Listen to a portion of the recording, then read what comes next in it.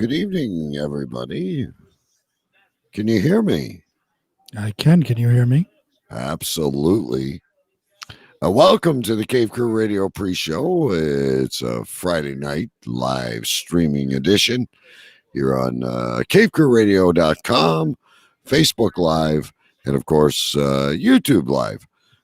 Big B and myself here with you today. Live show starting very shortly. Uh, did you get your internet all worked out there, Big B? No. No. So what are you working on now? So it's a whole thing. The other day I woke up and the guide on your cable. Yep. So there was no data. There was nothing on the guide. It said like please wait or whatever it said. So I try to reboot the box and it still says the same thing. I try to go into the settings and all of a sudden it says you have no data. Your box is not connected to data. So I called Verizon. I said, so what's going on? I said, well, when they changed the signal over, the internet signal that I had gotten changed a week prior, it went from going over the coax cable to the fiber optic cable, and I bypassed like the modem, and I went into my router. Apparently, I need a Verizon router connected to get data. You've got to get an or a new modem. I had to get a brand new modem because it's keeping up with the Joneses, ladies and gentlemen. I'm not sure if you remember, but last week Big B was the first to get the gigabyte data, and I now am blessed to be streaming at a very high rate, and hopefully my camera and everything keeps up the entire night. So, well, yeah, it's not because I'm on the fiber optic line. I bypass an actual modem. I go into what's called an ONT box. If you don't know what an ONT box is, it's basically when the cable companies send a signal, the ONT box then divides it into what's going to be video, what's going to be internet or data, and so forth. So I just go, instead of a modem there, I go direct from my ONT box into my router. Now I had a Verizon router upstairs on the second floor. That was just there. It was always there for years since I got the service, and now since it's bypassing the coaxial cable, I guess that's where it was getting its data from. So Verizon says, "Oh, you need to have the Verizon router connected." So I brought the Verizon router down here. I connected it, so I had internet. I had Wi-Fi.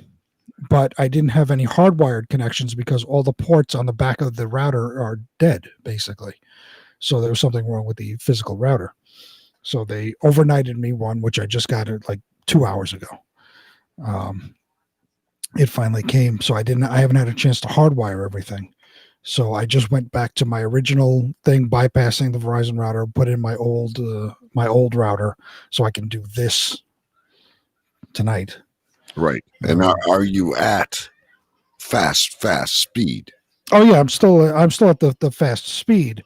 I'm just like, I would lose all the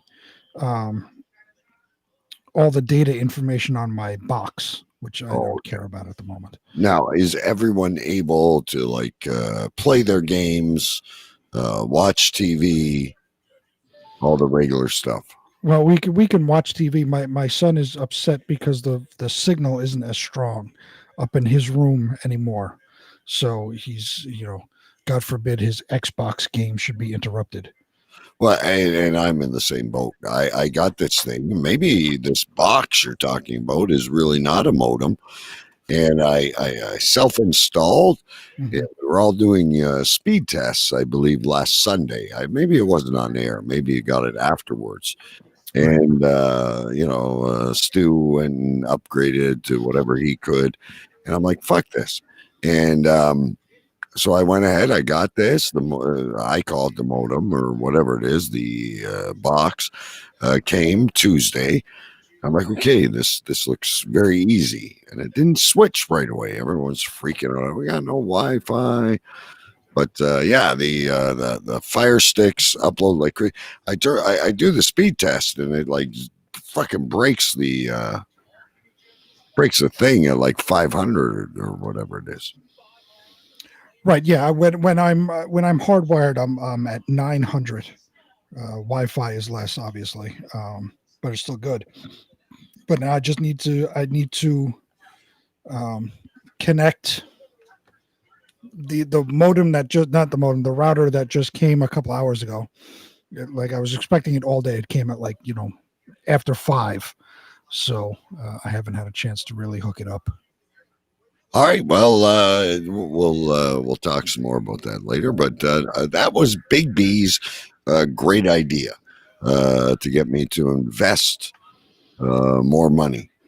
But let's get on with the show. Big B's got his New York Rangers shirt on. We can chat about that a little bit. Other things that are happening, and we got Frankie McDonald, the weatherman. We got some updates on him. We've got some great stories ahead. We've got a conspiracy that we're going to try and uncover for you. So stay tuned, ladies and gentlemen. A new live show is right around the corner. I just have to, of course, get everything in perspective here for you. And you will see us on camera in just a minute or two. Let's turn on the radio station. And here we go. Initiate countdown. 10, 9, 8, 7, 6, 5, 4, 3, 2, 1. This is a production of the Cave Crew Radio Network at cavecrewradio.com. There was a time when the world turned their back on men. Men with a dream and savage yearning within them. Legions compelled by passion that knows no boundary. A consuming flame that defies plausible explanation. Battling the forces of domestication, they find the courage to band together to experience the awesome power of these men.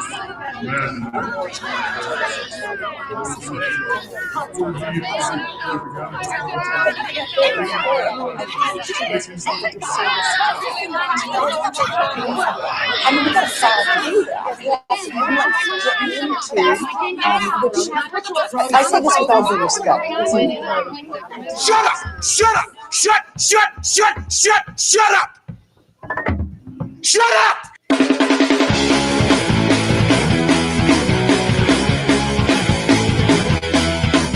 Tonight's broadcast of the masculine feminist has been commandeered by the secret society No Ma'am. Gotta go to a place where I get a shot and a beer, steak, man. Saying we can stop, get pancakes, and then we'll get laid, all right? Why do you drink ice cold beer on a hot day? Mr. Clevin, what else are you gonna do with it? To alcohol, the cause of and solution to all of life's problems. The Yankees are champions of baseball! It's a power play goal!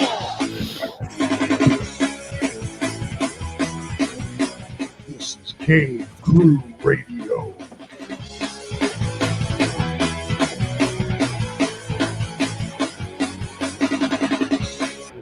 Indeed, it is, ladies and gentlemen.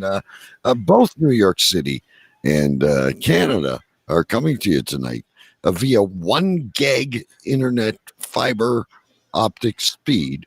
We have invested in you. We are live here, of course, on Facebook over at the Cave Crew Radio Facebook page. We are live on YouTube on Cave Crew TV. And, of course, we can always be found on audio or video on cavecrew.com. Cave Crew Radio, sorry. cavecrewradio.com. It's been one hell of a long week, ladies and gentlemen, but we're going to get through this. We got a great show ahead for you. I do believe that my cohort, did I say that I was live in my cave in Windsor, Ontario, Canada? Things are well here. We're still dealing with the massive July heat wave, but I think we see something coming out the end. but live in the epicenter that is always something. And I'm sure it is going to be Hurricane Siasis, or whatever they call that. I can't pronounce it. Coming to Queens very shortly. Sir Big B, take it away. Yes, live from Queens, New York. I am Sir Big B.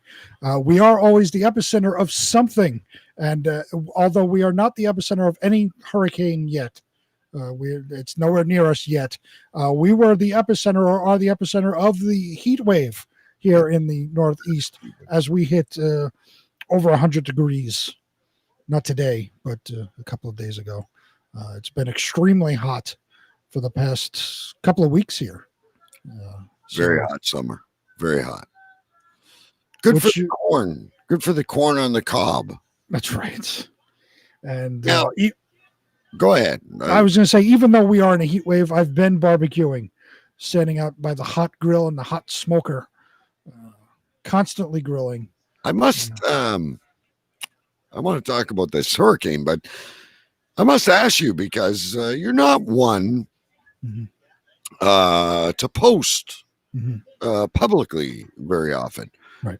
You will quite often on the Cave Crew Radio Facebook page, on Twitter, something will grab your attention, a funny news story, something bothering you, you will occasionally post. Right. But lately, and I think you even have a special album, you're posting the meats and the fairs that you have been barbecuing and smoking. Is Pinterest an option for you in the near future? I don't even, I know what Pinterest is. I have no interest in it. Yeah, I did that basically because there are a couple of friends of mine that are big barbecue people as well. They do in their backyards and on their balconies and whatnot. And, when I talk to other people about the barbecue stuff that I'm doing, and they're interested, I want to show them the stuff, but I don't want to go into my phone and find and text message and all of this stuff. So I figured, let me create an album on Facebook that is just my grilled and smoked meats. And when I do something, I'm just going to throw it up there so people can see it. And if I'm in a conversation with somebody and let me see, I'll direct them to the Facebook album, and it's easy just to see what I'm doing. And I think it's a wonderful hobby you're getting into. I mean, we've spoken so many times that 2020 is such a challenging time for us to do anything. Right. And I'm wondering though, like you now, you used to send seeds over to Stu, but he doesn't go to the allotment very often. His wife is in control now. Things are being altered. He's not urinating on the plants like he normally does. So I'm wondering now, you're talking about canning this barbecue sauce. Like, our recipes going to be available. I also like to grill. I enjoy it. I'm kind of a a guy that goes against the grain. I do things my own way. I think all men are like that when it comes to smoking and barbecue. We do our own rubs. We do our own barbecue sauces. And there's certain ways we like things done. And we all think we're the best, just like anything in sports and in any competition. But what I find very curious about all this is will you, maybe a blog, maybe a WordPress? Well, we kind of gave you the taste of things when you used to make us these drinks, and then you lost interest. Though I'm afraid you're going to lose interest. You always lose interest very quickly. Well, here's the thing. With the drinks, it's not that I lost interest. It's that my health kind of took over, and I can't do those things. Right. We used to I guess we talked about this a couple of weeks ago. Every Friday was drink night in the house. Me and my wife would have drinks, and we'd make mixed drinks and do it every Friday. But then, when I got diagnosed as diabetic, I can't have the sugary stuff anymore. Well, I can, but very limited. So I can't do this like every week on Fridays and have these drinks. So, but you could be the social influencer of sugar-free drinks. I could, but they're not. Especially alcoholic drink. That's not but you fun. could find a way, and at the same time, you could make your wife a real sweet drink, slip her a roofie, and you've been married a long time like me. Slip her a roofie, and you might get lucky. I could, but no. This barbecue. As a matter of fact, a couple of weeks ago.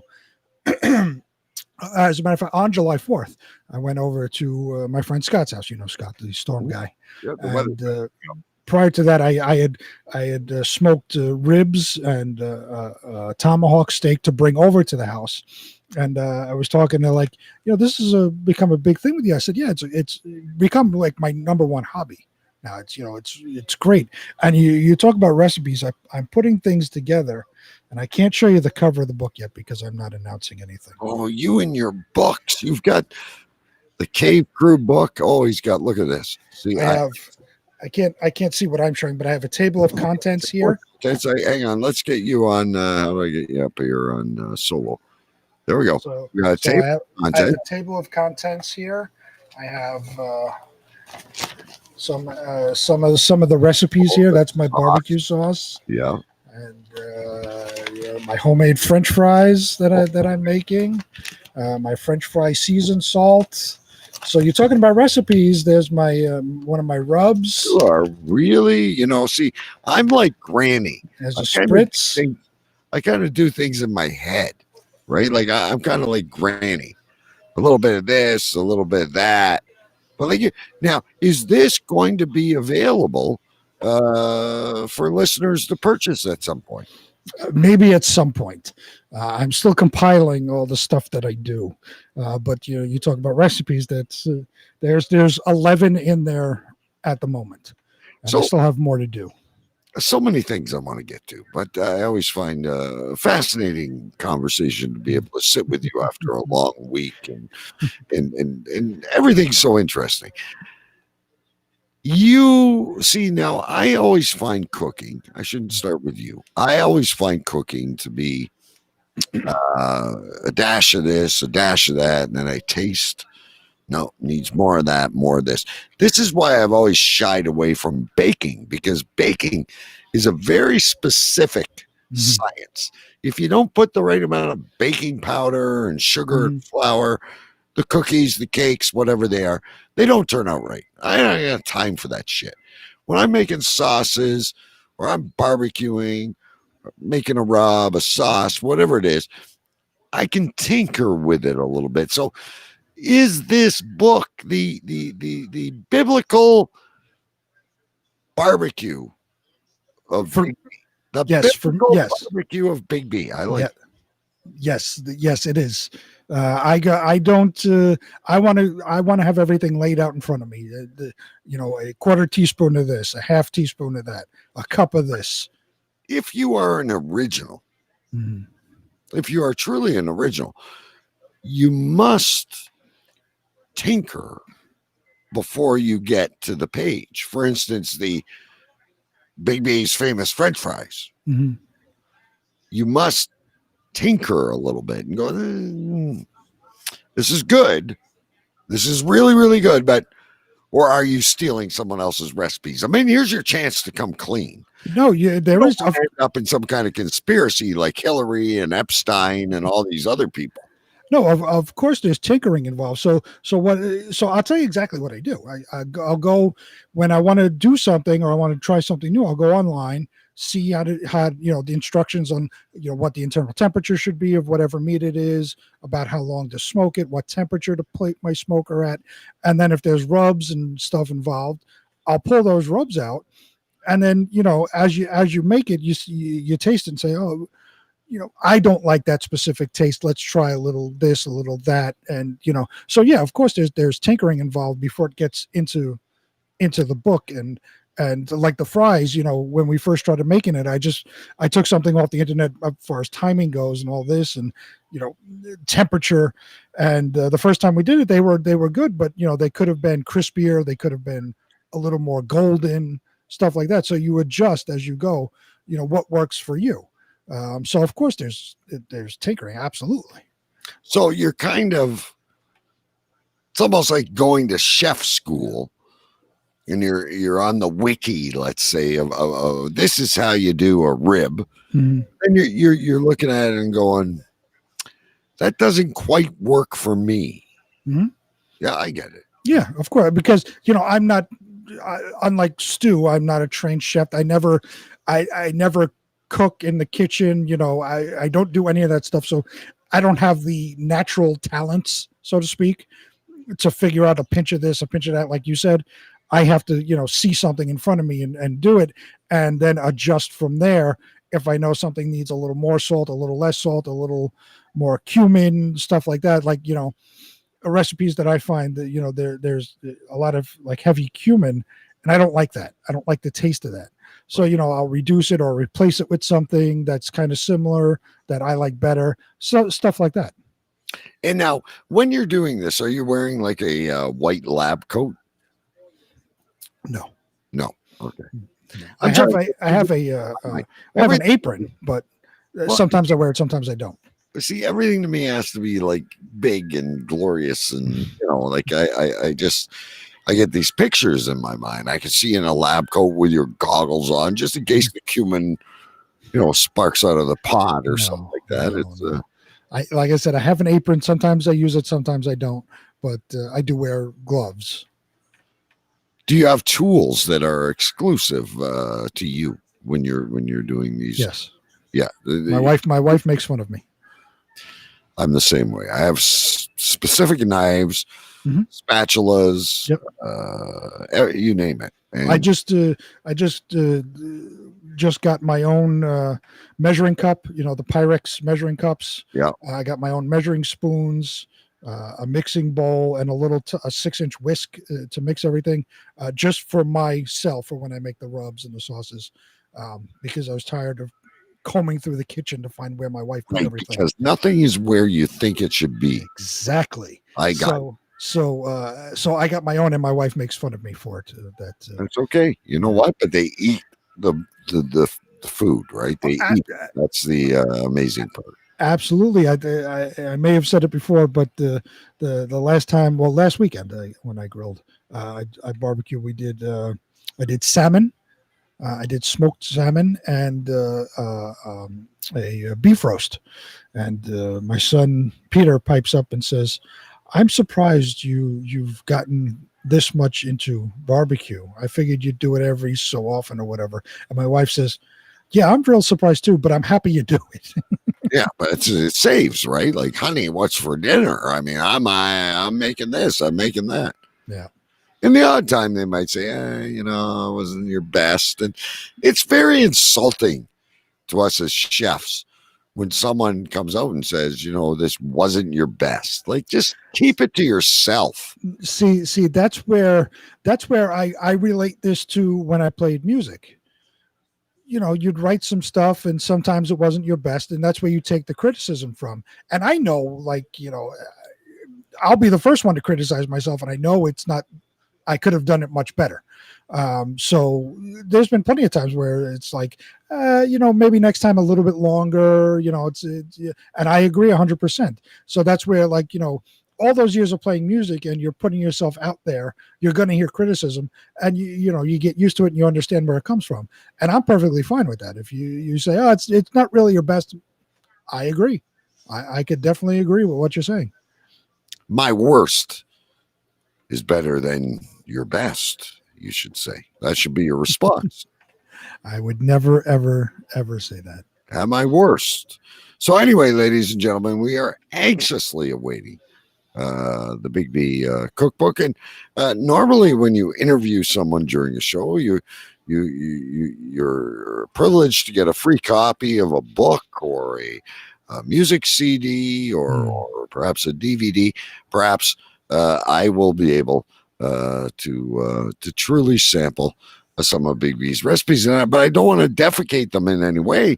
I don't want to say, "Oh, maybe I'll add a little bit of this," but that's the beauty of cooking.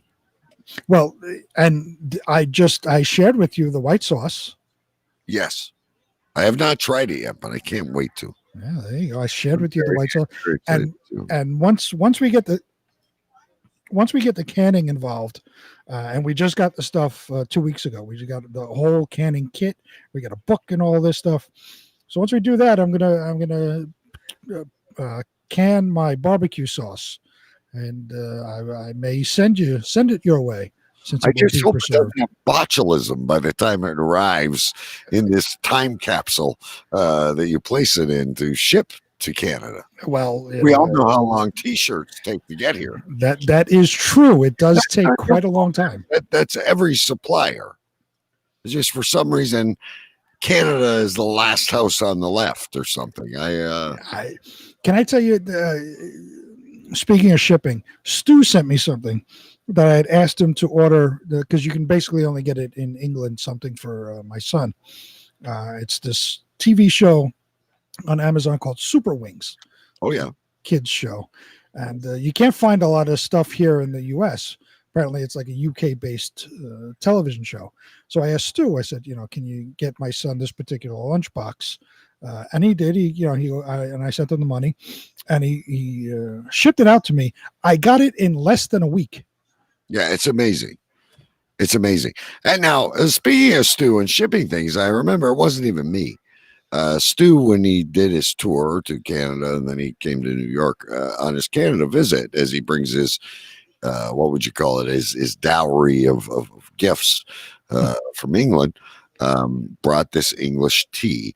And I don't drink tea, but my wife loves it. And I said to him, my wife really likes that tea. Oh, yes, I must get you some. But he's been busy. He's had COVID and all that shit. So twice, apparently. Twice, yeah. He's now the antibody carrier of COVID. Anyway, we're looking forward to the recipe book. I wanted to talk about this hurricane, which seems to be leaning towards New York. I mean, you're right on the ocean there. If anything, we'll get some, a few days of rain, but I'm more curious about the name.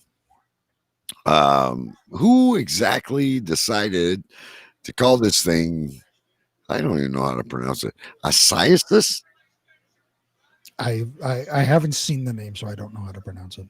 We've had George, we've had Marilyn, we've had Bernie, maybe we could have Regis, by the way, rest his soul. I've never seen a hurricane with such a dynamic name, but leave it to 2020. Big B, it is spelled ISAIAS.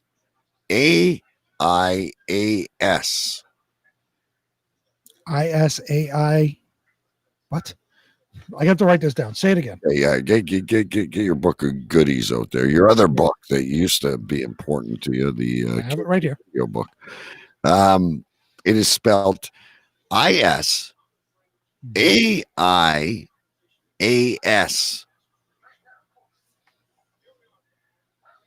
I should put it in like Google Translate or something. I says.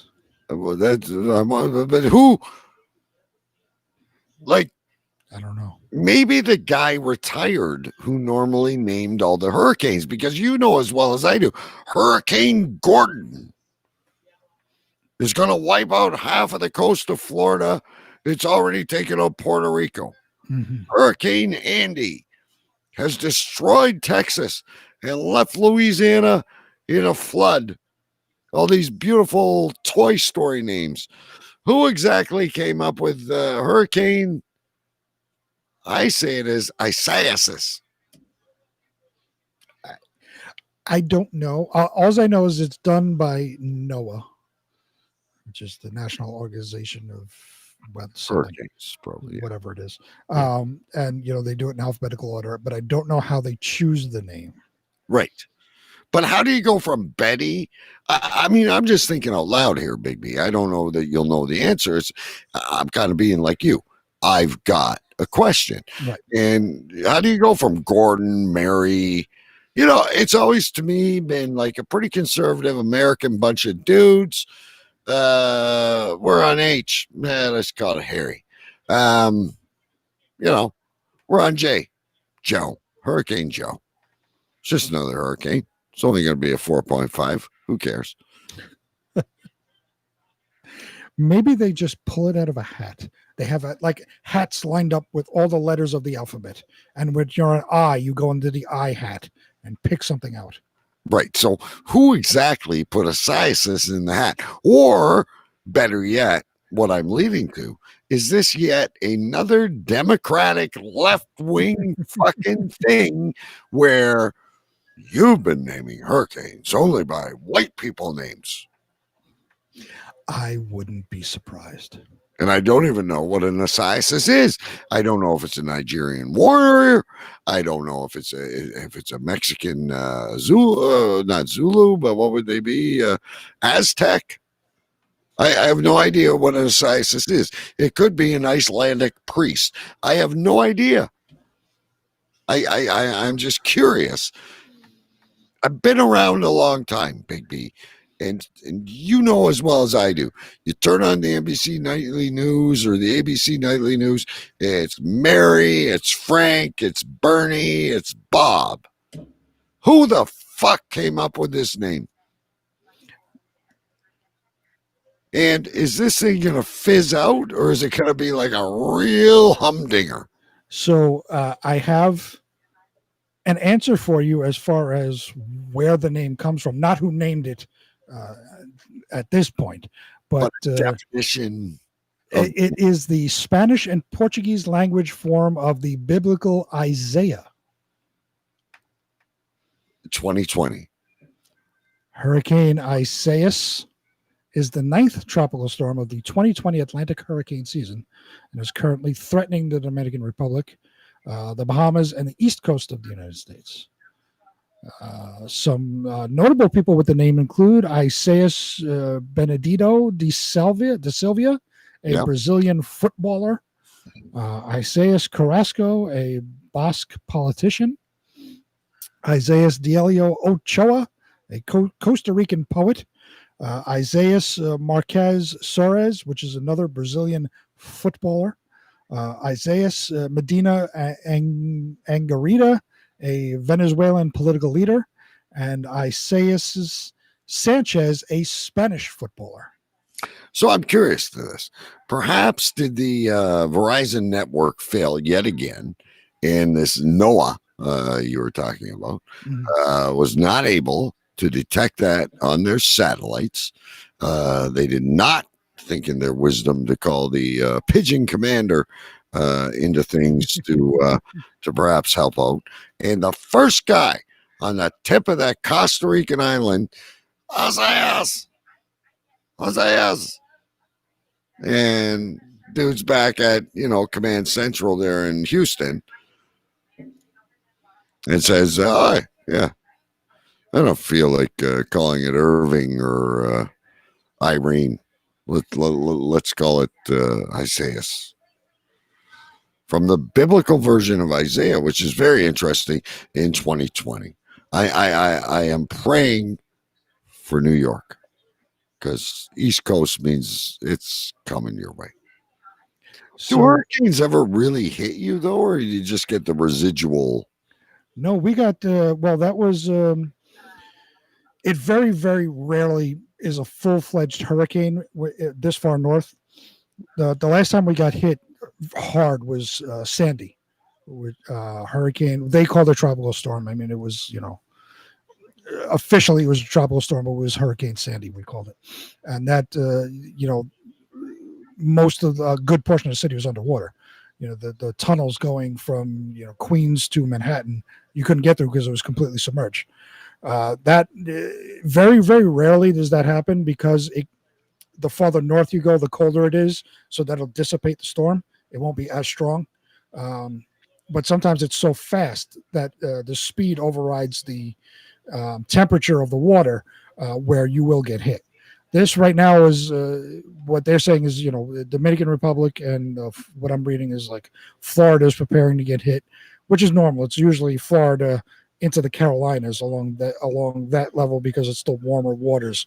Like I said, as you get farther north, the waters get colder. But it does happen. Not very often, but it does happen. And I got something here. It says it wasn't NOAA. I thought it was. It's the World Meteorological Organization develops a list of names that are assigned in alphabetical order to tropical storms as they are discovered in each hurricane season. Names can be repeated after an interval of 6 years, but the names of especially severe storms are permanently retired from use. So, who was the data operator, and what kind of drugs were they on? I don't know. When they chose, it just doesn't fit. I'm not trying to be a bigot. I'm not trying to be Archie Bunker. I'm just saying it's like trying to put a square peg in a round hole. I have never heard a weird name, at least weird to me, for a hurricane until this one. And of course, it's 2020.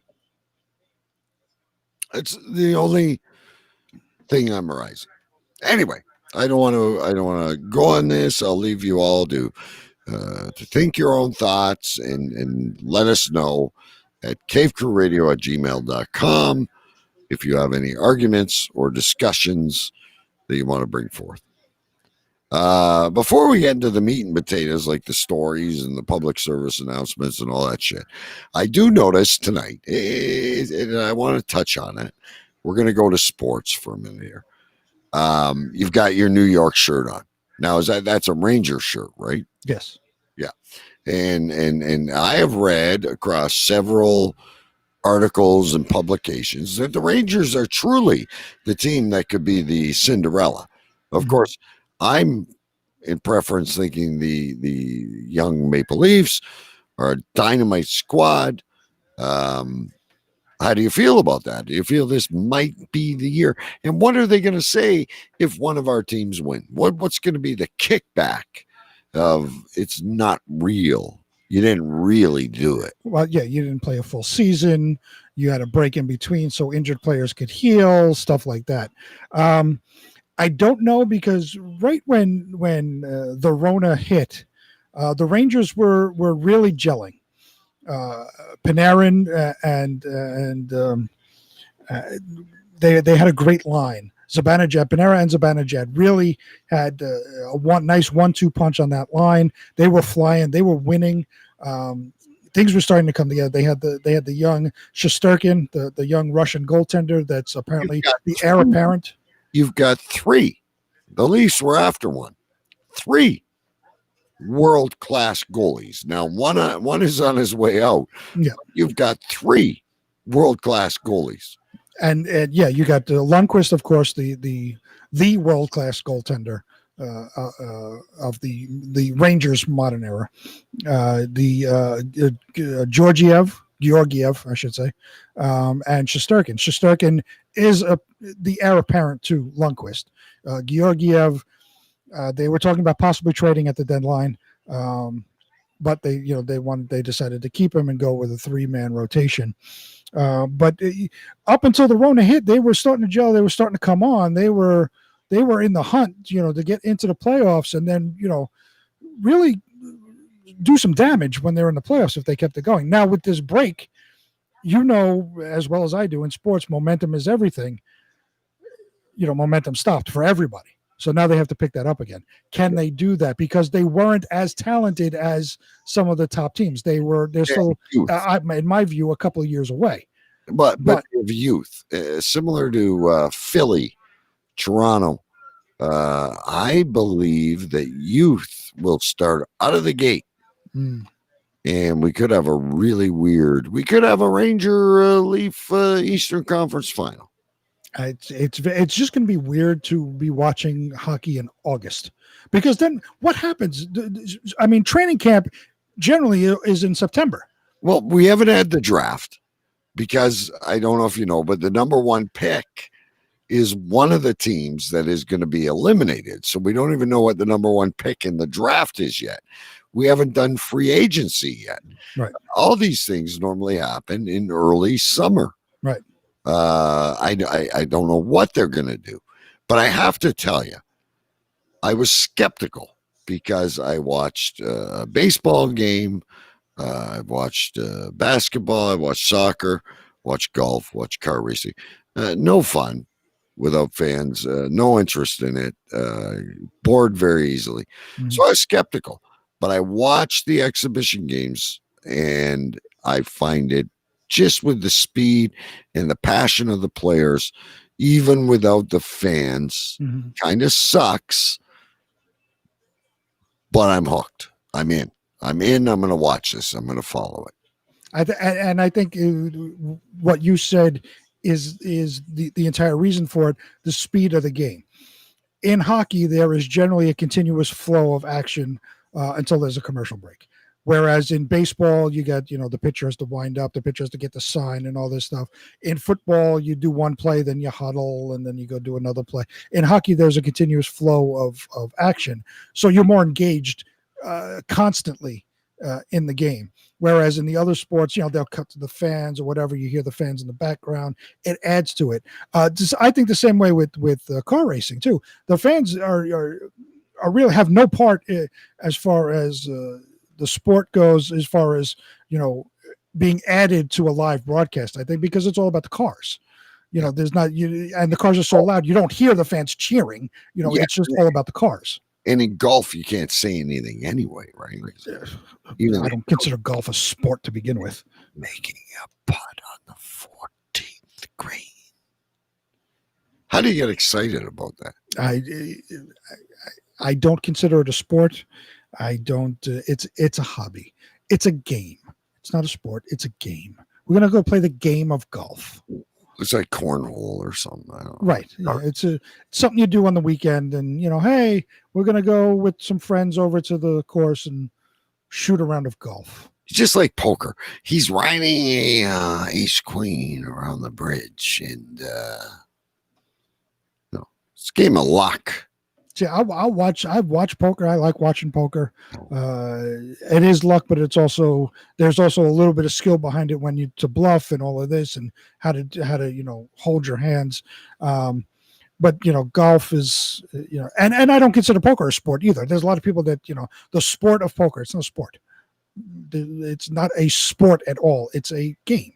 Yeah, it's an activity. I love to play it. Don't get me wrong. But anyway, hockey is back, and I am thrilled. On tomorrow and Sunday, I will be watching hockey. But I did find it funny, Big B, because I invested in this sound bar. And another Big B technical tip. You guys got to get a sound bar. It's fucking amazing. You're watching movies, which it is. And I bought this. I'm like, oh, hockey's back. I gotta have this. What the fuck do I need the sound bar for? Well, you can hear the stick hit the puck better. I guess. You can hear the check against the boards better. You can hear them talking trash between the benches better. True. Very true. All right. I would like to go into our stories. I do have a few tonight, and I think we're going to have some fun with this stuff. I think we need to go into a public service announcement. I can't remember which one was the. I know what the public service announcement is because I don't think it's hit Canada, but I want to see if you've got anything to do with this. I have anything to do with this. Well, not you personally, but maybe you've seen it. So let me bring this up here and get on the screen, and we will do a public service announcement here. Okay, this is another public service announcement brought to you in part. Shut up, punk! So perhaps you heard about this, Big B. Apparently, there are mysterious seeds being mailed to places across the United States. They are supposedly being sent from China to homes across America, and this is prompting agriculture departments in at least 31 states to issue warnings against planting them. It may be tied to a fake product review scam. The police are in on this. The packages, based on photographs and statements from officials, appear to have been shipped by China's state-owned postal company and contain Chinese lettering on the exterior, advertising products ranging from jewelry to toys. But what's actually inside are random plant seeds. And states from coast to coast have been urging residents to report the unexpected deliveries to their local agriculture departments. We have done some researching, and it does appear that these seeds are tied to an online scam called brushing. This is coming from the White House. A brushing scam is an exploit by a vendor used to bolster product ratings and increase visibility online by shipping inexpensive products to an unwitting receiver and then submitting positive reviews on the receiver's behalf under the guise of a verified owner. Have you heard about this? Well, yeah, I've heard that these mystery seeds appear in places, and as far as the reviews go, all companies have done this at least multiple times, where they pretend to be a verified purchaser and they write their own positive reviews. All companies do that. This looks like, if you look at that picture from Kansas, it looks like a package. Now, we talked about the site wish.com. Yeah. Where you get all these cheap things from China. This is exactly what this looks like. So I'm waiting to see if we get one because, my wife likes to buy shit from Wish.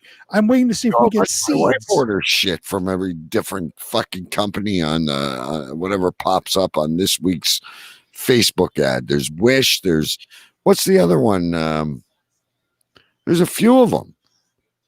The most popular one is Wish, where you get knockoff stuff for like, $1, whatever it is. And that's exactly what this packaging from the Kansas picture, that's how you get everything from Wish, is in that gray plastic packaging with the label that's across the entire package. That looks like they just took the Wish mailing list, put in seeds, and sent them out to everybody. I'm waiting to get mine. If I get mine, I'm going to turn them around and send them to Stu. Well, that's what I was going to suggest. I think we need a portion of the allotment if we can get our hands. If there is anyone out there that has these Chinese seeds, now you'd be shipping them internationally to me, but we could arrange that they went to Big B. If you email us at cavecrewradio@gmail.com, and we could get these seeds over to the allotment where we could seclude them in a safe area, and we could see exactly what the hell we're growing here. But I've never heard of this before. Apparently, in 2018, it was a Massachusetts couple who kept receiving mysterious packages from Amazon containing items ranging from, and I find this amazing because I don't know what this is, a USB powered humidifier to rechargeable dog collars. And what they're doing is they're trying to boost it. I've never heard of this before. Well, so, some of that, like that sounds like from the 2018 couple. That sounds like a scam where people would steal an identity, order packages with like a stolen credit card or something to an address, and when the packages get delivered, they're usually sitting outside the door. They would come and then take those packages, and do whatever, resell them or whatever it is. So in order to cover up where they live, so it's not being shipped to, like, if you wanted to do that scam, you would steal somebody's identity, steal somebody's credit card number, order a package from Amazon, have it shipped to your neighbor, so it's not to you, obviously, and then you would keep a watch out for the delivery truck. When it dropped off the package, once the coast was clear, you'd go grab the package and then sell it, whatever it was. That was a big thing a while ago, a couple of years ago. So that sounds more along the lines of what that is. This is just some weird fucking Chinese thing. I don't know why they're sending seeds. It makes no sense. They could just make up fake sales and then put the review online. I don't know why they're sending seeds out. They're spying on us. I would love to get a hold of some of these seeds and grow them at what we would call our allotment scientific research center. Right. And have Stu reporting regularly what these seeds are becoming now, and whether or not we could get a gypsy or a migrant to eat whatever the seeds are growing. Whether this is a new form of like Agent Orange, or are they trying to poison the soil? I have so many questions about all this stuff. I believe it's bigger than Amazon ratings. I don't think the economy has taken a dump to the point where we're worried about Amazon ratings. I don't know what this is. Yeah. Is someone studying this? Like, I don't see anything in the article that says, I see where it says to report it. They're calling for everyone. Well, this is a common theme in 2020, is they're calling for us all to be extremely vigilant and report these packages to our agricultural departments. I haven't heard that they've reached Canada yet, but I'm very curious about this. This is just goes back to the hurricane. Like this year, everything just seems very weird to me. Well, I will ask you this on a similar story, just having to do with China. Our good friend Bordeaux, who has made a couple appearances on this show, and is a big influencer on TikTok. Yes. Up to over 2,000 not views, but I believe he's at 2,100 followers. Bordeaux has 2,100 followers. That's amazing. He's truly become a social influencer. Yeah, but he also, by the way, I don't mean to side note on you, but he has a new friend or character from his forest that is apparently going to appear by fall. Ooh, I can't wait. Yeah, Bordeaux has friends. They call him Snordo. Bordeaux and Snordo. Bordeaux and Snordo. I like that. Yeah, that's just inside information. But anyway, you're talking about Bordeaux and the seeds. So Bordeaux uses TikTok. Yes, which is very popular amongst the social influencers these days. Yeah. Apparently, a story came out a couple of weeks ago that China was using TikTok to spy on Americans. So I don't know if you've heard this. Bordeaux could be a target of, you're saying maybe these seeds and maybe TikTok are tied together. The way we wage warfare anymore is ridiculous to me. Like, whatever happened to good old fashioned fisticuffs? No, now it's all about mysterious seeds and social media platforms. And you think China would be the social influencer or the Bill Gates of the new, what did you call this scam? I forget what you called it. Brushing. Well, the story that came out a couple of weeks ago was that China was using TikTok to spy on America and spy on Americans. And now there's been we've kind of been developing a Cold War with China. We're just in the beginnings where they were asked to vacate the Houston consulate due to spying, and then China wanted the Americans diplomats out from someplace over there. So we're kind of getting into a Cold War with China. So I have a question. Sure. You are able to, for instance, let's say Russia launched nuclear warfare. Yeah. There's things in place where you can shoot the missiles down, right, as they are approaching. Mm-hmm. How does a bag of seeds? What is the purpose of building a wall over Mexico? What is the purpose of all this shit if a bag of seeds can penetrate the American border? I don't, and that's the things, the questions that have to be answered is, what are these seeds? What do they do? Are they poisonous to U.S. agriculture? Because then you could be waging war that way. So and you- if it's just being sent in the mail, it's almost you know, like this brushing is like like an invasive species, almost like they were trying to stop the carps in the gobies in the lakes. right. Right. It could be something invasive, and things that when it comes through the U.S. Postal Service, it's scanned for explosives or explosive material. We had the big thing right after 9/11 about anthrax, so I'm assuming there's some scanning for some sort of poisonous material as well. Seeds are seeds. They're gonna get through because they're just seeds. They're not on a list to be set aside, so to speak. It's like a cannibalistic cantaloupe. Right. Yes. A Venus flytrap, but like on crack. This is very interesting.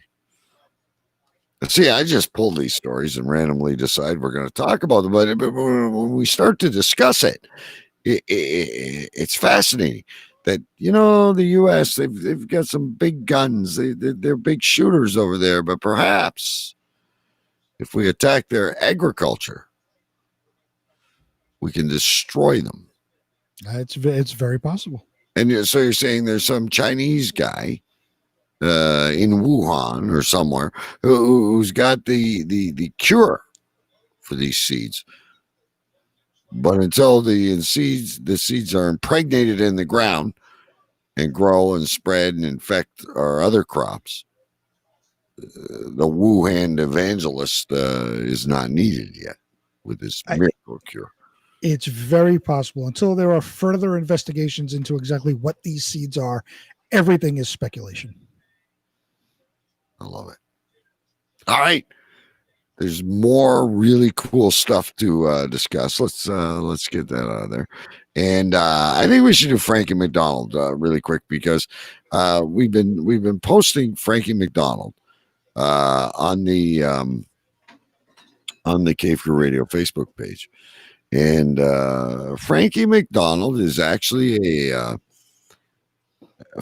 actually a fellow Canadian on the east coast of Canada, and he's famous for his coverage of hurricanes and storms, and but now he's talking about doing this world tour where he will dance and he will do comedy and he will do weather. And you heard last week he's going to need all these people and yada yada yada. Right. So we have two Frankie McDonald clips that I wanted to share with you. Nothing major, very short. Here is Frankie imitating a tornado siren. Tornado siren!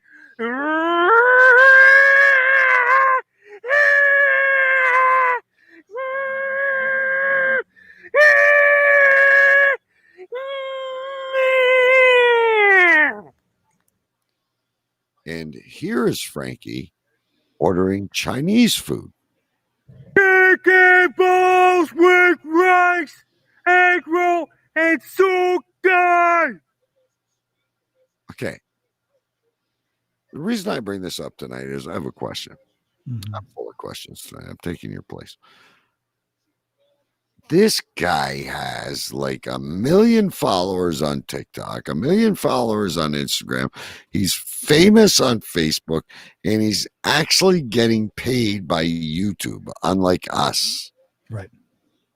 Can I just play this for you one more time? Sure. Tornado siren!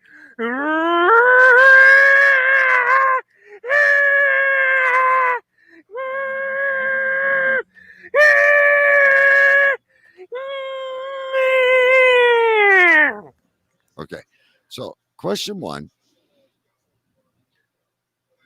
What differentiates his success from him and, say, Alex Cardinelli? Because they're very similar, yet Frankie's got the groove. And what the hell are we doing wrong?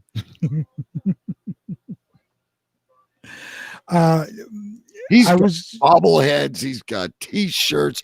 He's from a small town on the east coast in Nova Scotia, and everyone there was comments on the post today I shared with him dancing. They love him. as you were playing these clips, I was just thinking the exact same thing. The difference between him and Alex Cardinelli. And when you played him ordering Chinese food, to me that sounded like him making fun of Alex Cardinelli while ordering Chinese food. And I've said this before about him as compared to Alex. He has a passion for what he does that comes through. He's a little mentally challenged, as I believe Alex is very mentally challenged. But he has a passion for what he does. He doesn't take himself so seriously.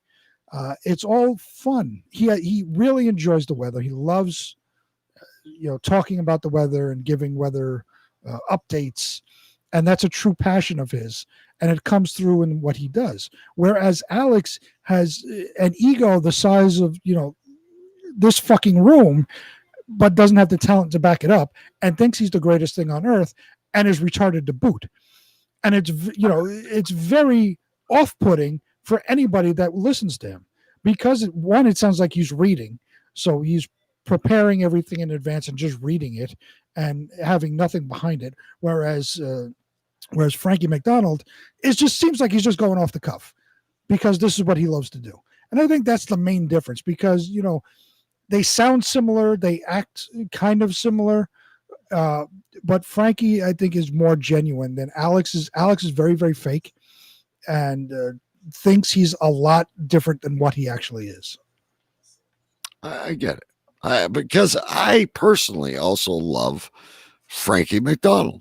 It would be an honor to try to hold a conversation with him on air.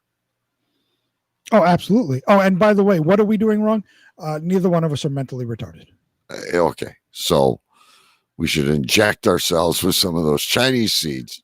Yes. Who is going to grow at the allotment? And through brushing, we will become social influencers. That's right. Anyway, just a very short Frankie McDonald. I just love the guy. He's really hyped. He keeps telling everyone he's going to tour every country in the world. He's going to need soundmen and producers and social media managers, and he's going to go around. Here's the really shit part of the whole thing is I would actually pay and go see it. I'd pay to go see him, sure. I would definitely go.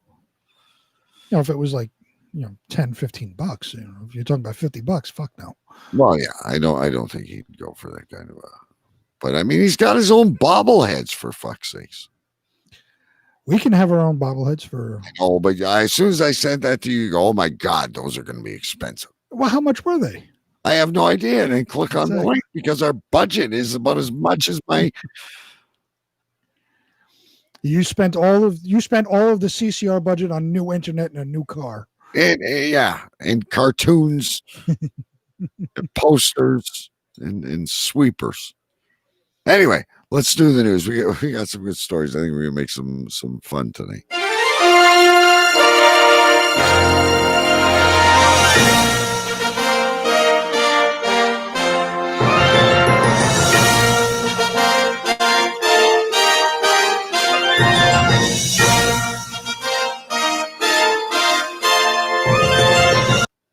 I gotta read you the story first. Mm-hmm.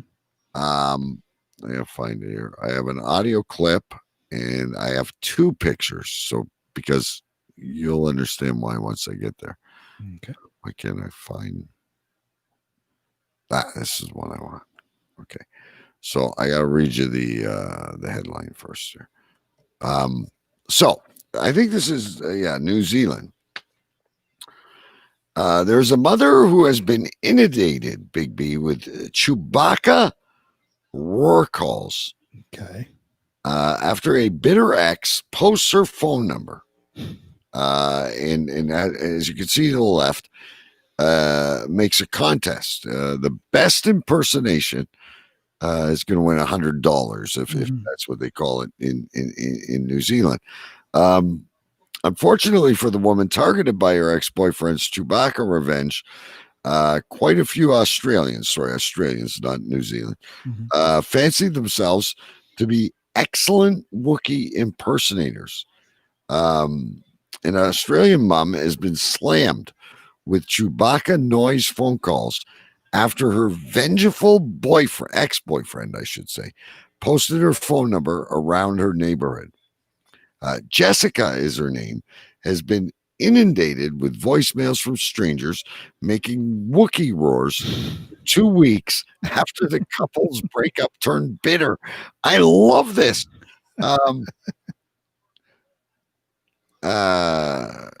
It seems the bitter ex-boyfriend's prank backfired as the Queensland mom told reporters she actually found it funny.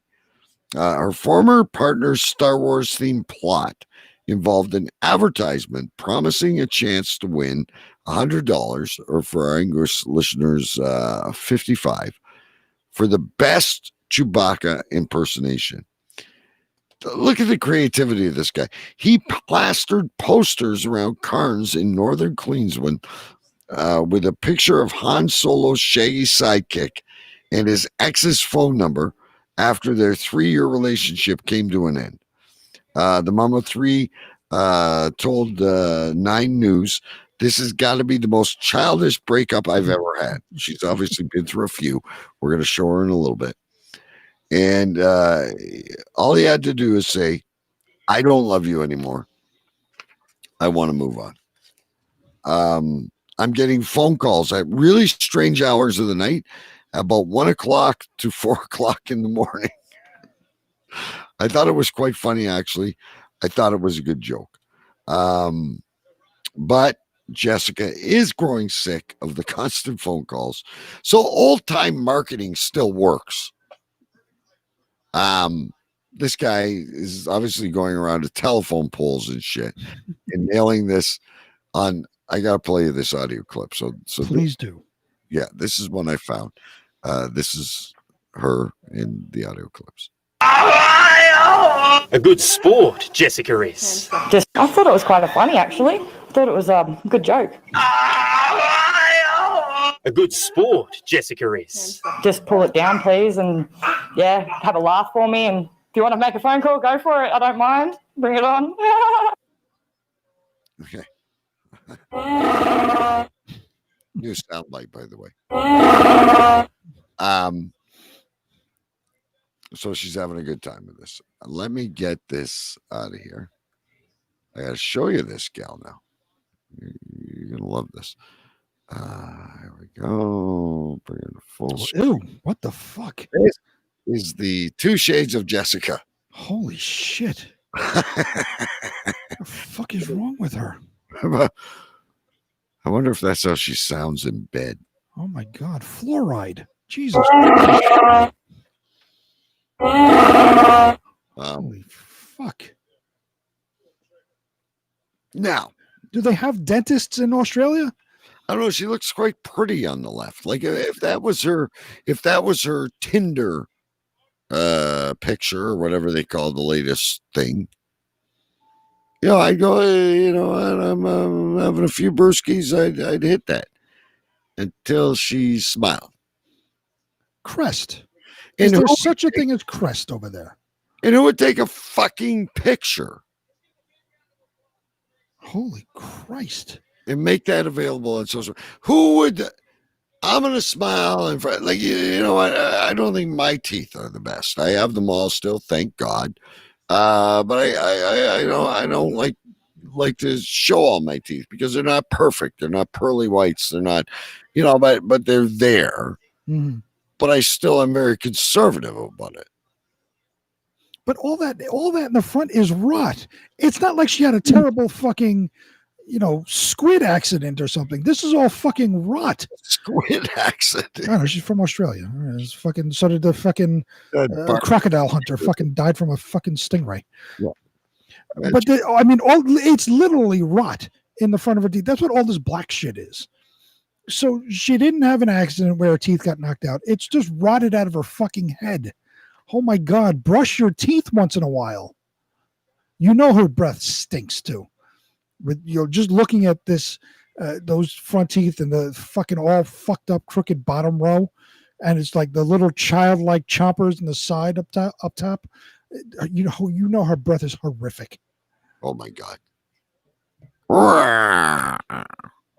Maybe that's why he chose Chewbacca, because that's what he thinks her breath smells like.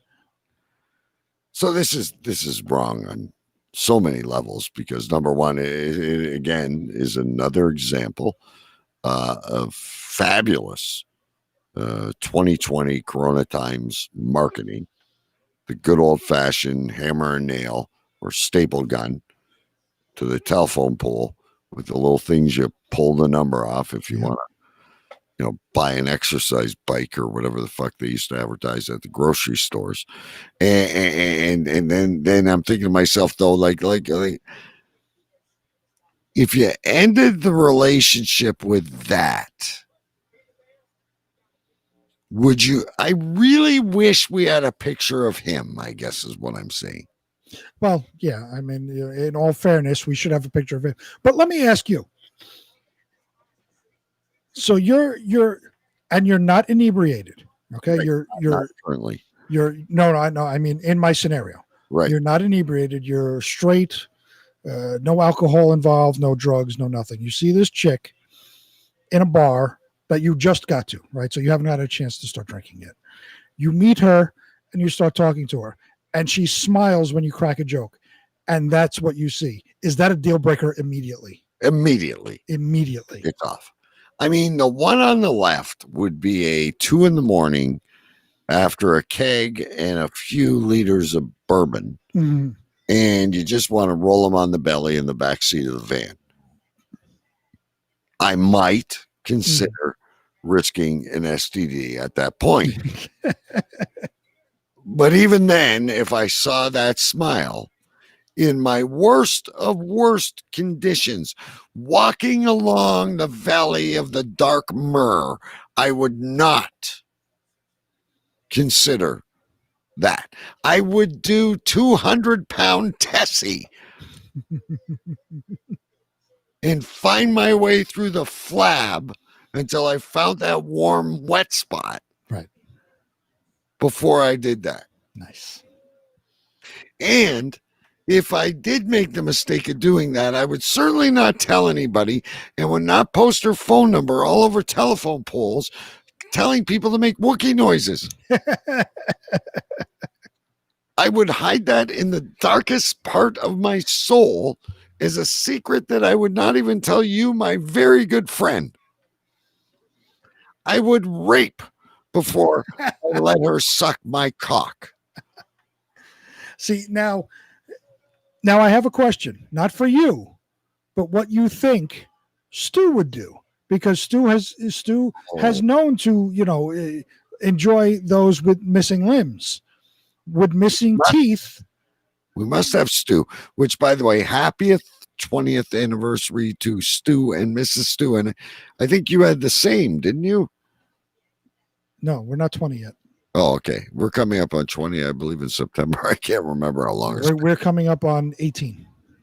I believe if Stu was here, he'd make a comment kind of along the lines of, we would all like to experience once what the top teeth would feel like. Could you imagine if that was at the other end of a glory hole? Well, you wouldn't see it. Us all, at least you single folk out there who make fun of all us boring married guys now, they're encouraging you all to use glory holes. Could you imagine if that beautiful smile was what was wide open on the other end of the glory hole? The slivers are the least of your problem. Well, at least you wouldn't see it. I don't even want to think what that would feel like, because I'm on vacation for a week, Big B, which, by the way, there's no show next week, ladies and gentlemen. I'm going to be away unless we throw it together on the weekend when I get back. But I don't even want to think about that. I just want to delete the entire story. That is That's some nasty shit right there. Well, I guess I could. There you go. That's what's waiting for you on the other side of the glory hole, ladies and gentlemen. It's like, what's that great children's story? Alice Through the Looking Glass. Yeah. We could tie this into like some glory hole with her at the other end. You know, I don't care what my ex says. And I'm like, give some guy the best he's ever had. He doesn't need to see my fucking teeth. It's like Scrappy Through the Looking Hole. Oh, Jesus. What you wish for, ladies and gentlemen. It may not be a Star Wars themed fantasy after all. Wow. Huh. What else we got? Well, this was weird. I don't know. It's so much funny, but I found this interesting. Let's bring this up to the screen here. Apparently, there was a rude couple's wedding invite was blasted as they sorted guests into 3 categories. I kind of wanted to get your thoughts on this. A couple who sorted their guests into categories A, B, or C in order of priority chose to tell friends and family which group they were in on the invitations. Of course, some people are very butthurt over it all. It's a difficult time for couples trying to tie the knot and, piece together things on a big day when we're in a global pandemic. Right. But they actually had a web page. And so let's see if I can read this on the screen. So it says, dear friends and family, please, and then this looks like a cardboard cutout that their dog chewed or something, but it does. Please understand that our venue is limited in the number of guests that we will be able to accommodate for our wedding day. As much as we would love to have each and every one of you join us on our big day, we are forced to split our guests into groups to ensure we do not surpass our capacity restrictions. A group A, so obviously the number 1 group. Yep. Please RSVP as soon as possible. We appreciate your promptness, and we will be able to extend any vacant seats to additional guests. So A is we want you here. Yep. Groups B and C, please keep a close watch on our wedding website. It's like you're trying to buy tickets to a Black Sabbath concert. I've never wanted to go to a wedding so bad. Notice that we have space available. If you already know that you're unable to join, it is helpful that you decline via the RSVP function on the website. If I didn't want to go. If possible, we encourage our guests to hire a babysitter for the night and leave your children at home. As much as we love your kids, we are doing our best to make sure that the space is available for guests. We also ask for our single guests to forgo their +1 if possible. So you're not even able to bring a date. You want to... Look, there's been times I've wanted to really, really go to a concert, and I'm like clicking constantly to see if those tickets are available from Ticketmaster or wherever. If I didn't want to go to your wedding, BB, I'm certainly not going to go on your website and decline. Number 2, even if I really wanted to go to your wedding, I'm pretty sure I'm not going to check every 15 minutes to see if there's 2 spots for me and my wife. I kind of want to get your feeling on, is this just another excellent Rona story? Yes, I have no problem with this. Absolutely none. So when from being married all these years, when you're preparing your wedding and you're doing your guest list, you still have a certain amount of people you can invite based upon the size of the venue and how much you can afford, right? Right. Yeah. So you've got your pen out, and it's almost like a draft, because all right, I'll cut out exactly, cut out my buddy, and you cut out that right. Yeah. Right. And then you send out your notices for RSVP, and you do also say, if you can't come, please RSVP that you can't. So that's a completely normal thing. And those that, when you see that there are people that can't come, you can invite those that were on the cut list. See, that's all done. Responding that they can't though. I just thought we got 300, let's say, and 210 show up. Like, well, I remember we did, because it was a certain amount that you could have in the place, but again, you're paying per plate. So we had to see how much we're trying to figure out how many guests are coming, so we know how much we have to pay. Right. So there was if you're declining RSVP, you're declining. It was RSVP either way. And if you RSVP and you decline and you have some space up, maybe you invite some of those people that were on the cut list. All of this that's there was always done in private that nobody else saw. But because of the Rona, now it's up front. So now you have your immediate family, which is obviously going to come, and your very, very close friends, like childhood friends since childhood, friends that are going to come, obviously. And then you have maybe some distant relatives that live in other states that you see, maybe once a year, that would be on, list B. If you can make, if there's space and you can make it, okay, then come. But if not, because of the Rona, obviously, and that limits space to begin with. So whereas a 300 seat venue is now down to 150. So you have to limit your people in that way anyway. So all that's written there was always done, but in private. Well, let me ask you this though. So let's say it's my wedding. So DK's getting married. Yep. You would like to be there if you possibly could. Yeah. Are you going to go on www.dks.wedding every 20 minutes and like, oh my God, Mrs. B, I want to get a spot. I want to do the chicken dance with DK. Well, no, I wouldn't be on there every 20 minutes. In an instance like this, first of all, I would understand that, I live in New York, you live in Canada, and we're about 9 hours apart. So, all right, I get that I'm not in Group A. So, what I'm trying to get at is I can't think of anybody that I know that I would be sitting on a website checking if there's still availability for me to book time off, to go to a wedding, to buy them a present. Like, you invite me to a wedding, yeah, I'm probably going to show up, whether I, really like you or not. I'm going to go and I'm going to buy you a nice present or put some cash in your dowry, whatever. But I'm not going to hang on a fucking website. But this is what I'm saying. Using my example, because we live so far apart, we're not, I'm not there immediately. So I know I'm going to be in Group B or C.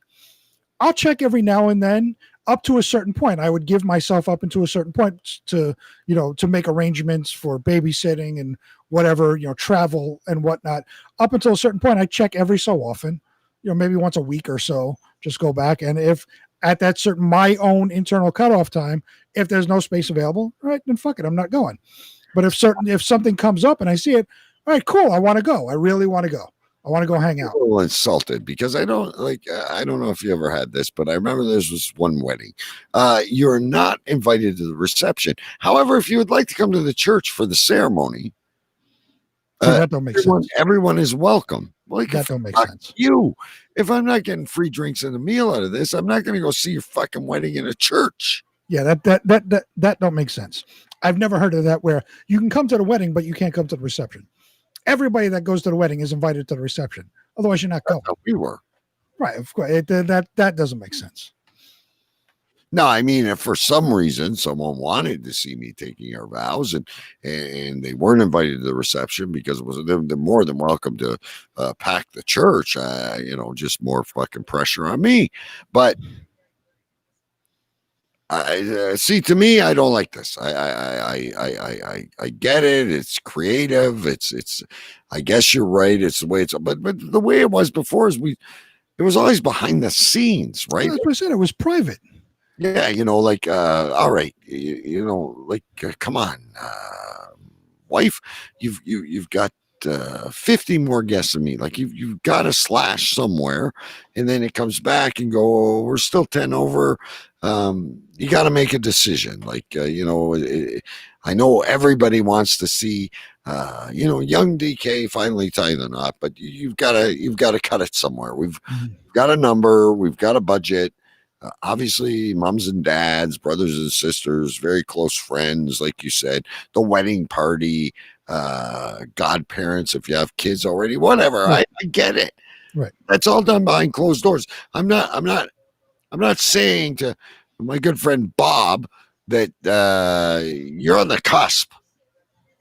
I like you, but you're on the cusp. So you got to keep checking the webpage, see if you made the cut. You can't. If someone did that to me, I'd tell them to fuck off. Right? Like, you either want me there or you don't. I really don't care either way. Because the meal you give me, my gift is going to cost more. I have absolutely no problem with this. And chances are I'm going to have to buy a new suit because every time I'm invited to a wedding, I grow in odd places. Not in places I wish to grow in. But see, this is good. This is a healthy debate. I really find flaws in this. A lot of the things we've talked about over the past 4 or 5 months, I've thought, I mean, you know what? This is good. The business is trying to work around the Rona, right? I think in and you said, DK, check the website. I'd be kind of like, well, obviously you don't want me there, because if it was that important that I showed up, you'd put me as a B+ or something. Like, but I think check the fucking website every 2 weeks. In these times, like I said, now let's just take a venue that just says holds 300 people.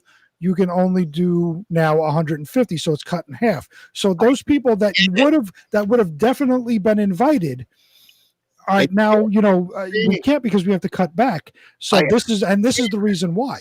It's just like when I die, 5 people are going to show up, and I'm not going to be around to choose it.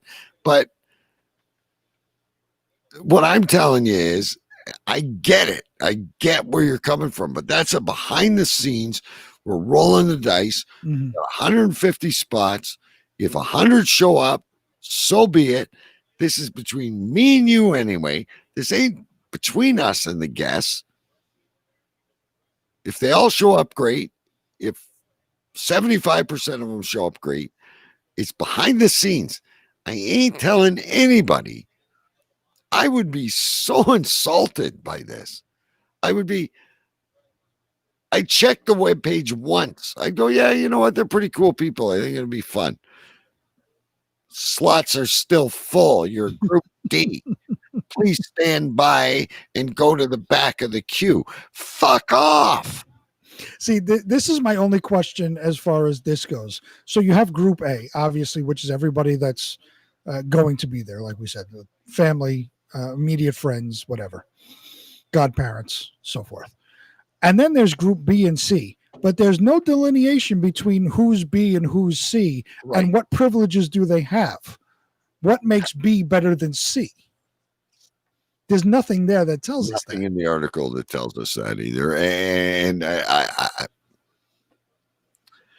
creativity, grade A. But I'm telling you right now, Big B, like you said to me, next year, Mrs. B, renewing our vows. We're going to rent a ranch in Tennessee, and we'd like to have everybody there. And I'd be like, you know what, Melissa, this would be a lot of fun. Why don't we plan a trip around it? We can stay, off site and do some touring. But I think we'd have a good time, and I think it'd be a lot of fun. I think you'd enjoy it. Let's invest in this. I'm all for it. But I ain't going to go on a website and click every... What are you doing? You playing Candy Crush? No, I'm clicking on Big B's website. And like, I see your point is like some kind of a draft lottery. Do the bees have like a a faster spin. Yeah, I don't know what's the difference between B and C. And if you're in group C, why even bother? Because you are the ultimate. I really don't want you to come, but I have to send you an invite. And now let's take this. I didn't really plan on speaking about this so much, but let's take this one step further. Sure. The invitation arrives in the mail. Yeah. On top of this brown cardboard, Group A. Yep. Your VIP or first class. We want you to be there. Like you said, mom, dad, best friends, they're going to go, right? Yep. That's almost a shoe in your Group A. I'm sure is 99.9%. You can count on your Group A. You open this up and you go, there's like a fucking C on your invite. Because how do you know what group you're in if they don't identify it? Well, at the very bottom, you can see it. The very last line at the bottom, if you pull out the picture to the full screen, you are in Group A. Group A. So that's what I'm saying. So you open this up and you initially see you're Group C. This is what these people think of you. We're basically inviting you because we want a present. We could care fucking less if you're there. You might get 2 seconds in the reception line, but we ain't going to go and talk to you later. You ain't going to get a dance with the bride. You're going to be sat at the back of the hall. Your meat's going to be cold. Right. See where I'm getting at with this? Well, that's for the people in Group C, and I completely 100% agree with you. If I got an invitation and I read through all this, and at the very bottom it said you were in Group C, I crumple it up and throw it away.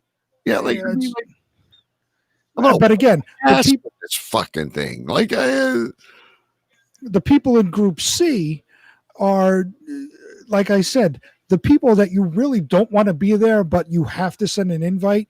Like it's that one relative that nobody really likes. Yeah. But because they're family, they have to get sent an invite, but you really don't want them there. So they would be in Group C. Let's look at it on the flip side. We're really criticizing the organizers of this. Mm-hmm. I like where you're going with that. So there's probably someone out of all the Group C's that's going to overlook that. Oh, for sure. And no matter what, through hell or high water, they're going to cross over the bridge with the evil gnome underneath, not allowing them to cross. And some way, they're going to finagle their way into that wedding. They would be the one that is sitting there every 20 minutes clicking, see if somebody drops out. And as soon as somebody drops out, they're taking that spot. See, now this story is becoming more fascinating. And to you and I, we'd go, fuck off. This bullshit. You had to come out and tell me that I'm a third tier friend. Right. I never expected to be your bestie. Right? I never thought we were BFFs the whole time along. Right. But I actually thought you liked me and you might want me to be there. Now the proof is in the pudding, motherfucker. Right. You just called me Group C. But there's that one person who really doesn't see it. They've got the golden ticket. Right? They're sitting there, they've got the golden ticket. Martha, we got a shot. This is the big one, Martha. We've got an opportunity. Big B has given us this outside shot to cross the moat through the alligators and enter the asylum of the wedding. You're right. There's going to be someone that'll fall for this shit. There will be one person that falls for it. Absolutely. And they're the person that would buy you a hanky for your fucking wedding present. Yep. And expect seconds. Oh, absolutely. As soon as As soon as you start cutting the wedding cake, they're the first ones. Oh, the cake. And they'll be the ones that tell everybody about this hanky that they bought. Yeah. Oh, you should have seen it. It's got a pattern on it. No, they tell everybody about it. And they're the ones at the table that are stealing the wedding decorations and the favor. Oh, you're not going to take that swan with the Hershey Kisses inside. And as soon right, we've all seen it. Oh, absolutely. As soon as everybody, everything's done, they're the first one grabbing the centerpiece. Yeah, and under the arm. Yeah, are the centerpieces? No. You go right ahead. You help yourself. And they've got 6 centerpieces walking out the fucking door. That's and they right. give you a fucking engraved handkerchief for your wedding present. That's right. And they're in Group C, and they sat there for 4 months, every 20 minutes, clicking on the webpage. That's right. And then the question goes back to the bride and groom. Why did you even put them in a group in the first place? Because we had to. Come on. Through our weddings, through our weddings, we had those people. Yes. That we were hoping they wouldn't come, but we have to send an invite regardless. Yes, for me, it was Uncle Fred and Aunt Iris. They condemned dancing.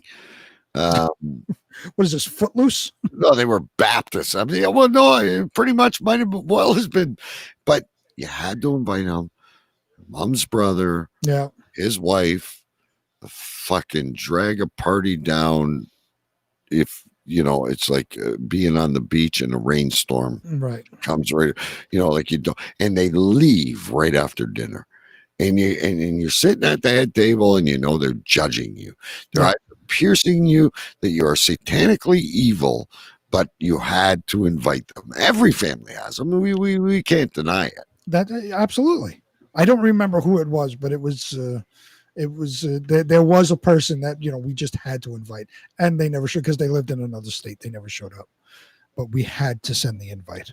And then there was my wife's best lady, or whatever that's called. I never liked her in the first place, but they were friends from long ago. Mm-hmm. And she made when she got up, she was hammered, and her speech was like, and shit, and shit, and shit. And of course, Uncle Fred's sitting back there, the Baptist who doesn't even like dancing, let alone these stories coming from the best maid of my wife. And next thing you know, I'm like, so it's time for snapshots or whatever. Like, even my buddy, he's no winner either, but he's no buddy, and he's my best man, and I'm going to stick by him.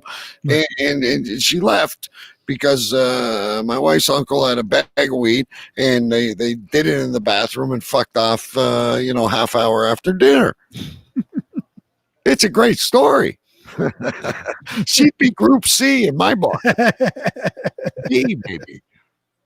Oh, but I mean, it was a fun wedding. A lot of good people there, and it all worked out in the end. I don't think my wife's talked to this bitch since then, but anyway, it is what it is. We were young, we all were once. Yeah, and thank God I don't have to tolerate with that gal. There you go, folks. That was the wedding invitation. I didn't mean to put that on a solo again. I just want to let everybody know, though, Big B, in all seriousness, there is about 4 hours left where they can buy T-shirts on the site for $13. The Rona shirts we have made, the lockdown shirts, I don't have mine on. But any of the Cave Crew Radio shirts, all the collectibles, none of you are in Group C. When it comes to Big B and I, you will never find a show where we tell you, if you don't see us live, check the webpage, and you may be lucky enough that the play button works. You'll never get that from us. So there's a lesson to be learned. Let's go one more quick story. I got 2. I don't know which one I want to do. They're both good. I can save that one for next week. All right, here's one. No, you know what? I changed my mind. I'll save that one for next week. Here's one because, you're talking about what would Stu do? Right. What would Stu do? The hell is that? Well, I'm going to tell you the story. Okay. Oh no, I know what that is. Prosthetic leg dropped by a skydiver. Let your imagine. I got questions too. Don't worry about it. This is July 28th on the UPI. An amputee who lost his prosthetic leg while skydiving was reunited with his limb thanks to a sharp-eyed Vermont farmer who found it intact amongst his crops. I want to let your mind wander with questions right now. Chris Marcus said he went for a tandem jump Saturday at Vermont Skydiving Adventures in Addison and didn't realize until he was safely on the ground that his prosthetic leg was missing. I'm not sure you'd feel it. It makes sense, right? I think my adrenaline was so high and I was just so excited, I didn't realize I had lost it, he told NCIN. Macaris posted a plea on Facebook for local residents to keep an eye out for his missing leg. It's like Waldo went missing, as replacing it would be too expensive. Yeah, well, you invest a lot of money in your shoes, buddy. The post came to the attention of a West Addison farmer. This guy's got a very similar name, Joe Masarzlakowski, whose property is located near the Vermont Skydiving Adventures. He searched his entire property. This is a farmer. This is acres, by the way, ladies and gentlemen. He searched the entire property Sunday and he found the leg. Here's the good news. It was completely intact and seemed to incur only a few minor scratches. Okay, then. I am very grateful that I found it without running it over with a machine during the fall harvest. Or God forbid the combine sucked it up, it would have destroyed it. Big B, the case of the missing prosthetic leg. So this guy was skydiving. So he jumped out of a plane, and then at some point his leg just flew off. Yeah. Am I getting this correct? Yes. He was tandem skydiving, which I imagine because of his challenges, he needed someone to hop on with. Right. That makes sense. But then in the middle of it, as he's floating in the air, waiting to throw the parachute, his leg just flies off. Disconnects. The Velcro fails.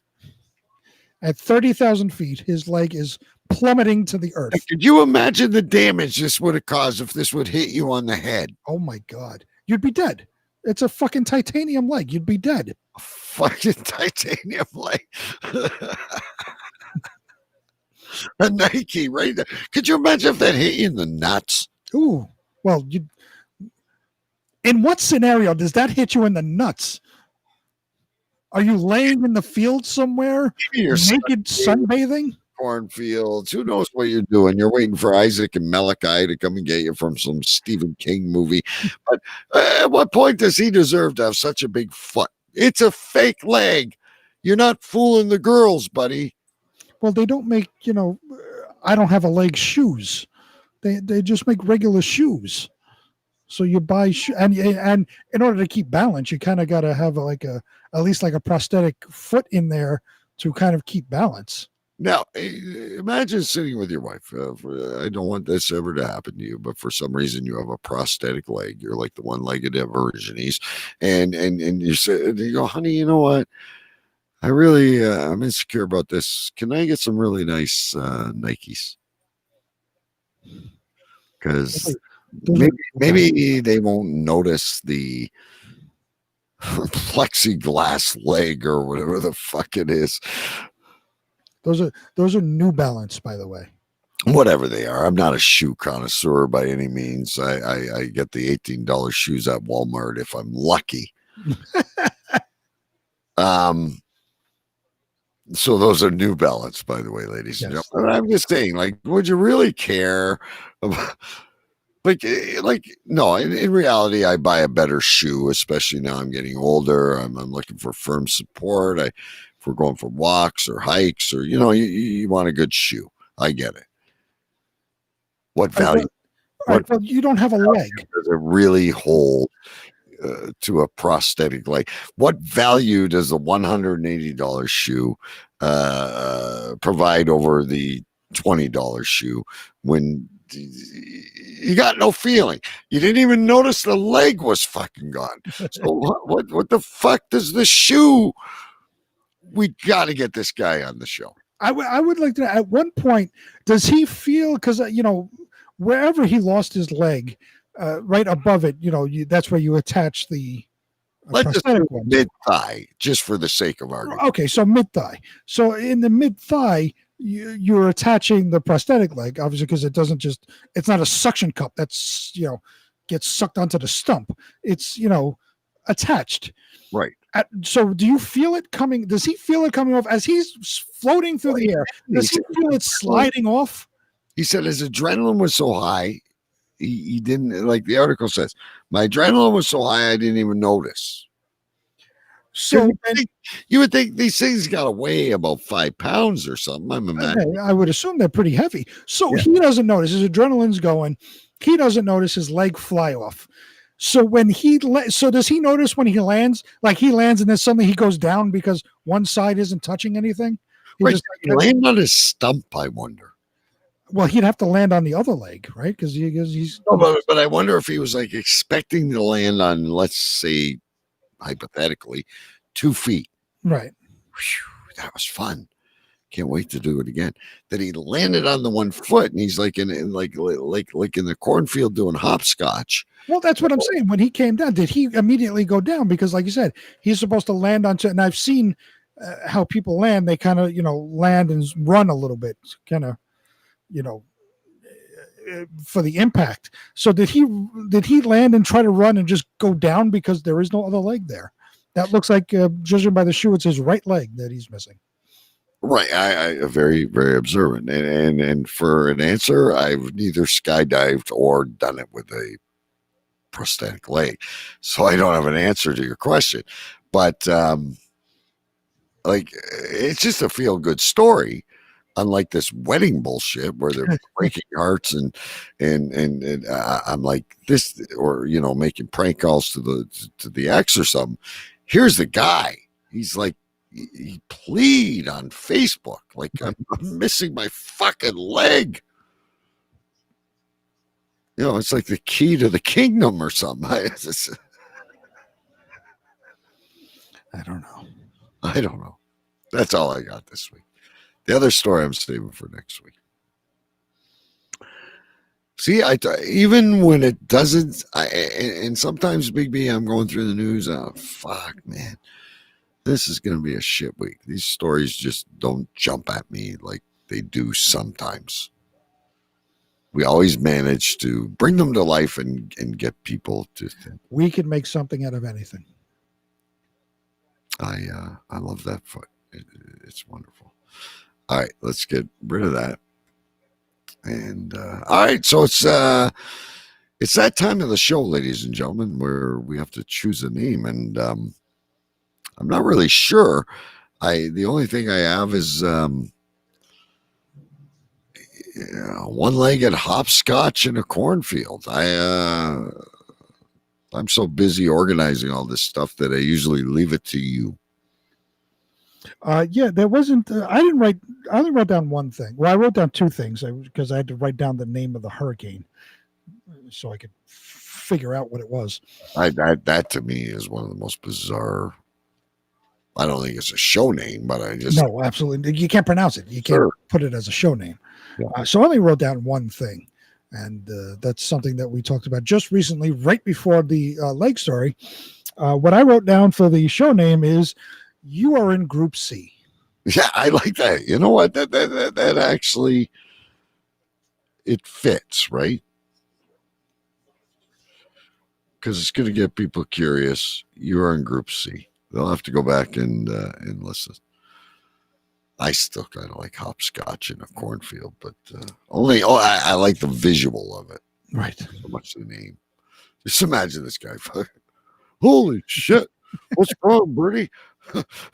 Well, you're in Group C for your buddy's wedding, but I can't find my fucking leg. You know how much those shoes cost?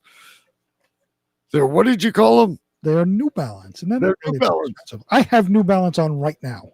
I paid $2.99 for them at Target. Who gives a fuck about the leg? I want the shoe. I'm wearing New Balance right now. Right. Not that expensive. I think I have Adidas on. I don't know what I got on, but anyway, so I am on vacation. I will be leaving to a cottage on Monday. I will be in group or stage, whatever they call it, B.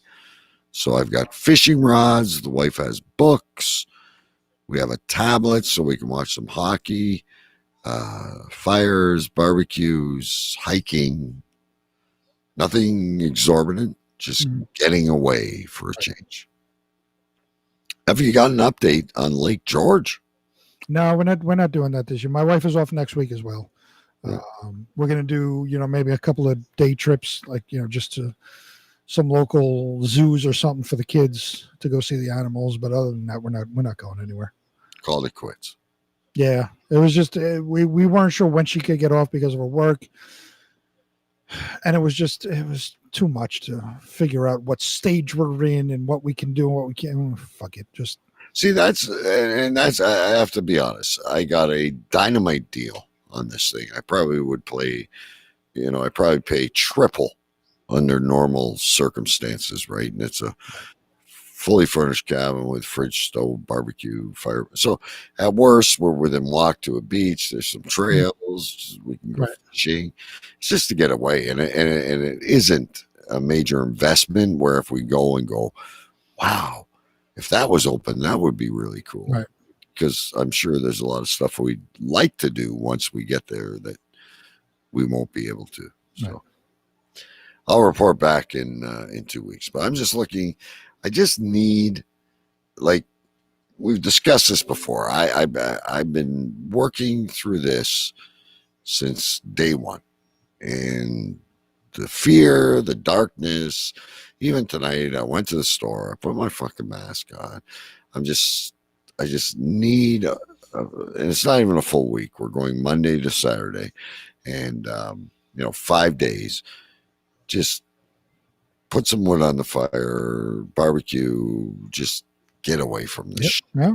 Look at trees instead of people in mass. I'm with you. Yeah. And get away from Cuomo and the other gay guy on CNN, Lemon.